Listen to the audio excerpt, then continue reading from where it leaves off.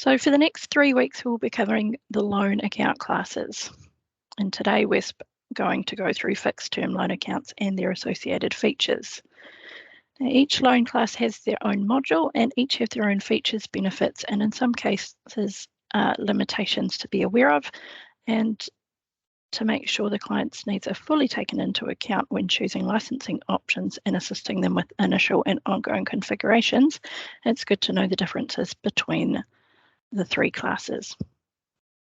The fixed term loan accounts module provides core functionality to operate both consumer and commercial loan accounts and is suitable for many standard lending products and includes things like a wide range of options for interest and fees, options for term, structured payments and overdue processing, interest calculation and which is done on the outstanding daily balance and charged according to a defined frequency, different interest method options, and different payment options like interest only, principal and interest, balloon payments, payments in advance, and residual values, etc. One of the key things unique to fixed term loans is that the interest rate is fixed for the entire term of the loan, and therefore the ability to review the interest rate is not available. The user can, however, opt to restructure if enabled in order to renegotiate the terms of the loan.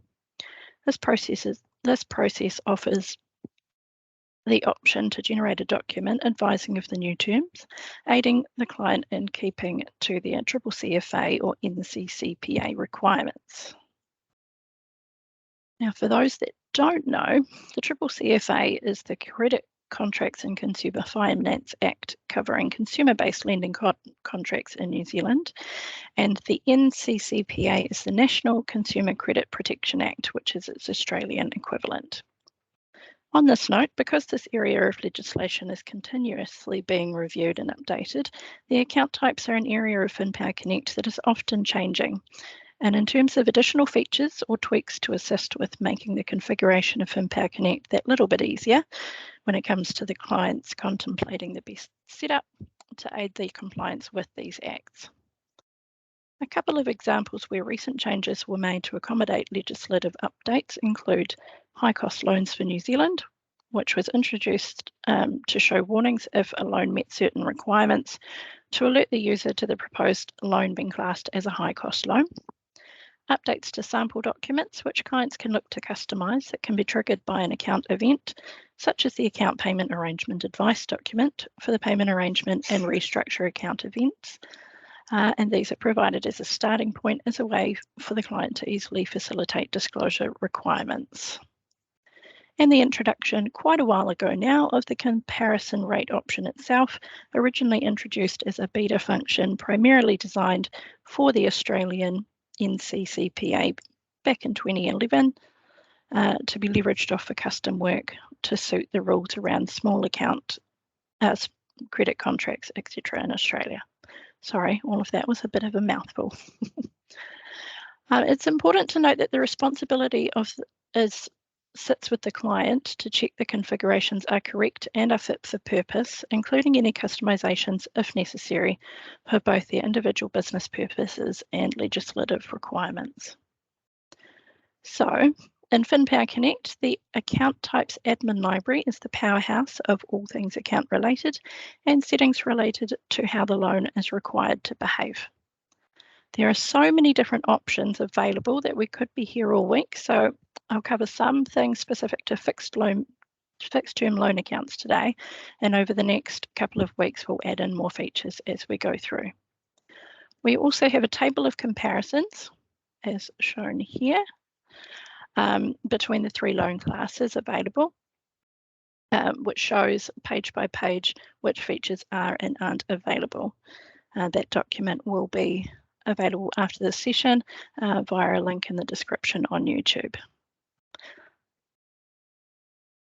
One of the objectives of these account type sessions is to get some proactive thinking going, both during the initial configuration and in troubleshooting or testing, with one simple question. Is there an account type setting that could affect the behaviour of this? On that note, we'll start with some of the settings and going to the highest level of global. So this section here under Accounts is where you'll find controls for settings across accounts of all classes where relevant, so not just loans. An example of this is for the general page is labelling things like the monitor categories of A, B and C, whether a tax category is mandatory for open accounts, a custom suspend function option which can be used by scripting, the all-important account processing options,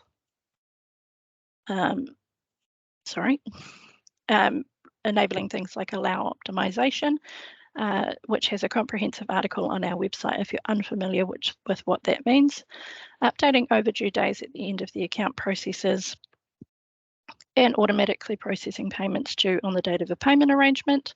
Also available is defining the default actions on the payment reversal wizard across the board, where an account payment dishonor type document can be defined and configured to send a document by default, and whether to publish now or to automatically start a workflow. The new accounts page is the ability to set the next code prefixes at a global level. This can also be set at an account type level, and how you'd like the account ID for loans or deposits to be recoded on refinance or reinvestment. The important unknown client, which is used in the background for quote accounts. This gets created automatically by the new company wizard normally, so those that haven't run that or initialized the module may encounter errors when attempting to use the quote function. That's a common one we get through the support inbox. The option to default the account name from all owner clients is also here, and it's a setting that's often lost or missed. There is a pools page which becomes available when licensed for both deposits and at least one loan type, and isn't something we're going to cover in depth today. Likewise with securitization. We've already covered the user-defined sections in our parameter sets and user-defined field session, but here they are again as a quick refresher. And finally, the scripts page. As you can see here, there is a very long list of items where scripts can be defined to override the native FinPower Connect behaviour or to add in additional actions where necessary. There are 4 different types available, which I'll go through briefly now.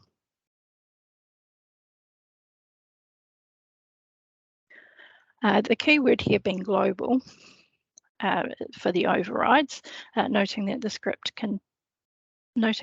contained in the script itself, you can further define what needs to occur at a lower level if you need to differentiate further there. These are event type scripts, and where a script is defined, the actions will be automatically triggered on the occurrence of the event described here. They are all well labelled as to when the script will fire, and if you're particularly involved with the business analysis phase or are a coder, you should or will become pretty familiar with this area. From an initial configuration or client purposes perspective, it's really good to know what is and isn't able to be intercepted or overridden when scoping solutions for custom requirements, and can be a good area to refer to if you can't quite remember what is available. A typical example of this is the ap.histrat script you can see here, which is set on an account processes pre-event. As you can see in the description of this event,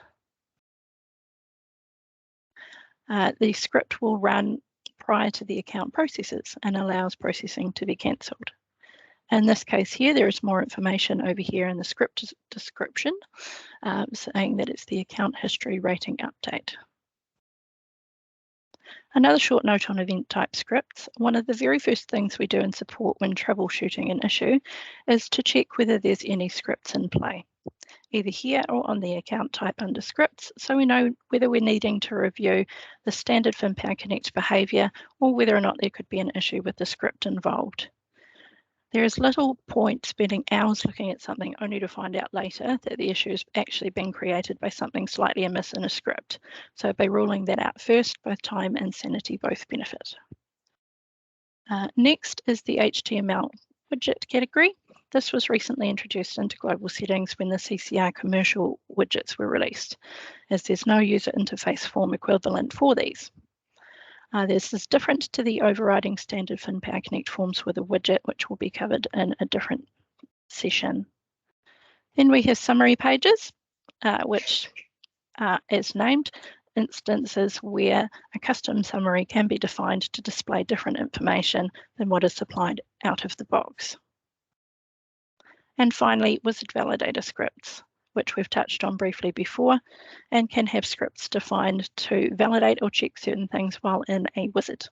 Often these days, the preference, where possible, is to use an HTML widget instead, as they do not translate over to Vim Power Connect Cloud. In global settings, there is also a few specific options for the account types themselves, rather than accounts in general. There are things like labeling user flags A and B, which are used for reference and scripting, user defined, which as mentioned we've covered before, and a couple of scripts that can intercept the saves of the account type settings, etc. Well done if you're still with me. Now onto the main event, as it were, the admin library for the account type settings themselves.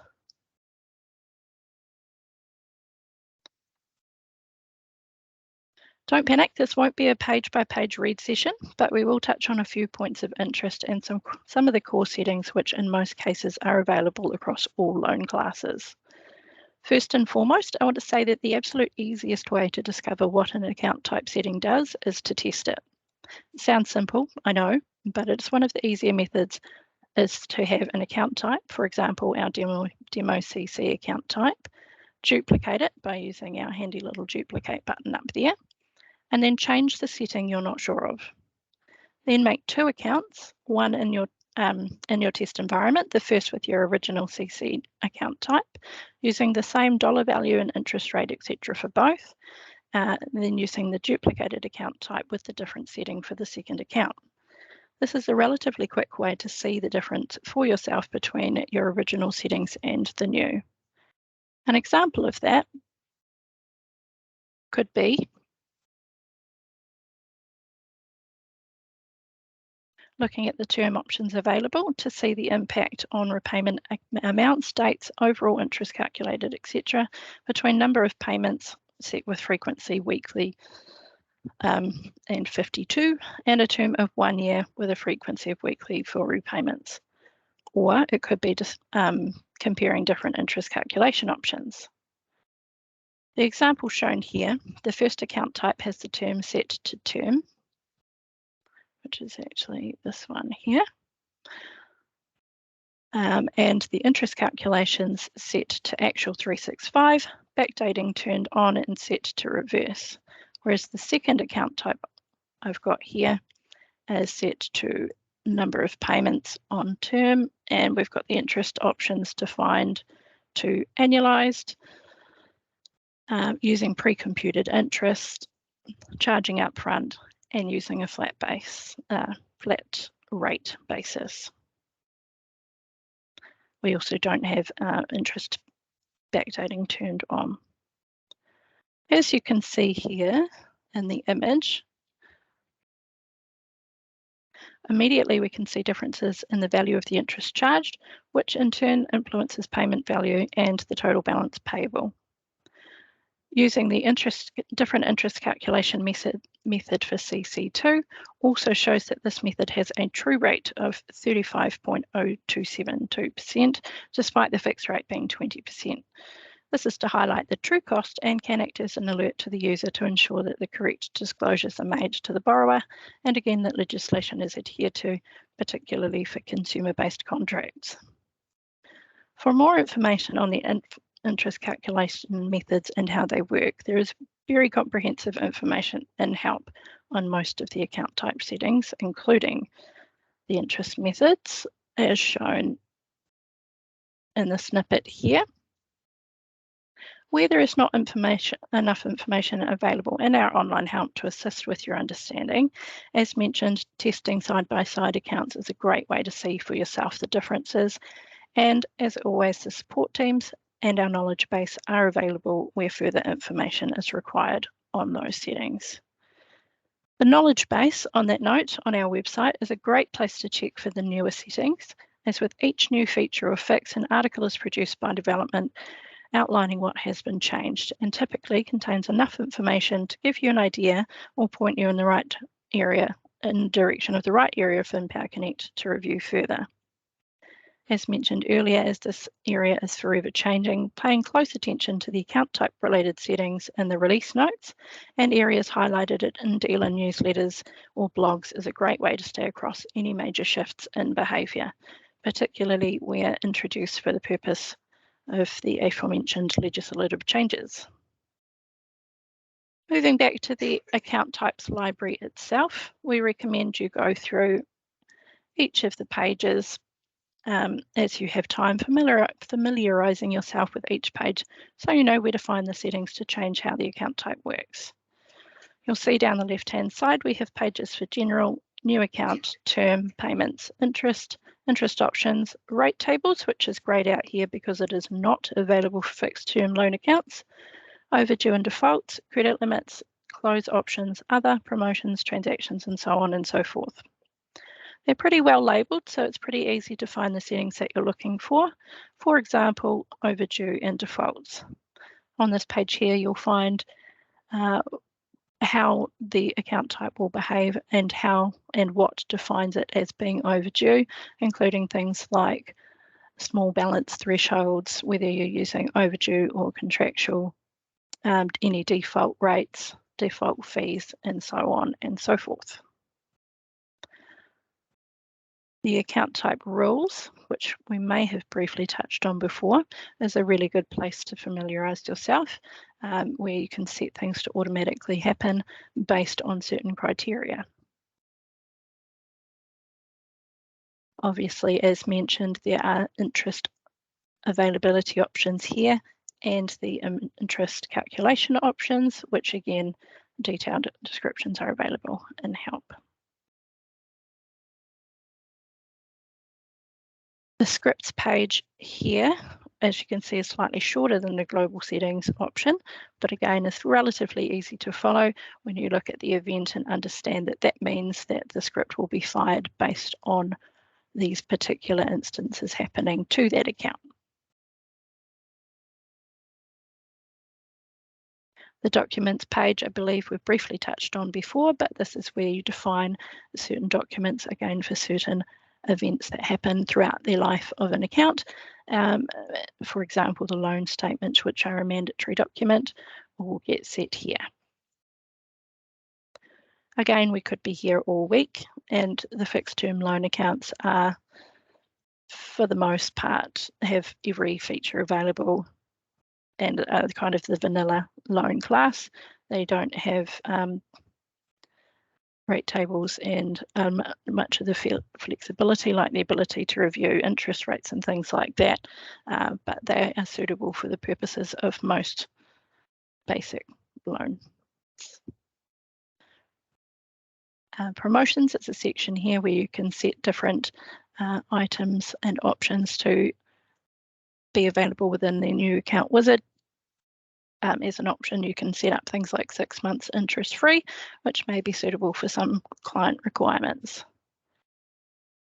The new accounts page is an area where it's really good to know that this exists, because you can choose what is or isn't available for the user to enter at that stage.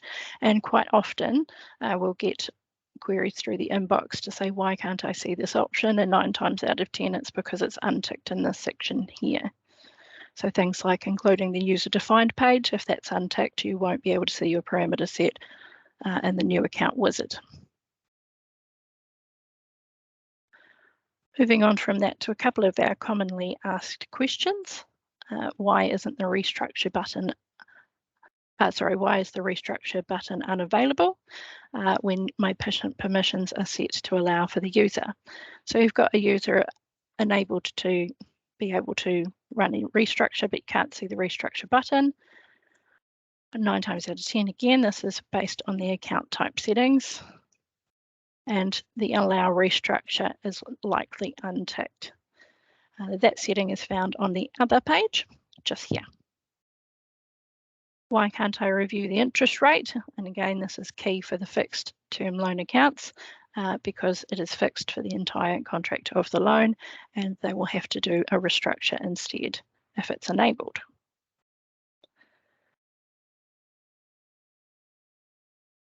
And another one is, why isn't the interest automatically recalculating after a backdated payment? And that I have mentioned a couple of times already, but they will have the backdating set to none. So that's a very important one to understand whether or not that is something your client requires the loan to be able to do throughout the life of the loan.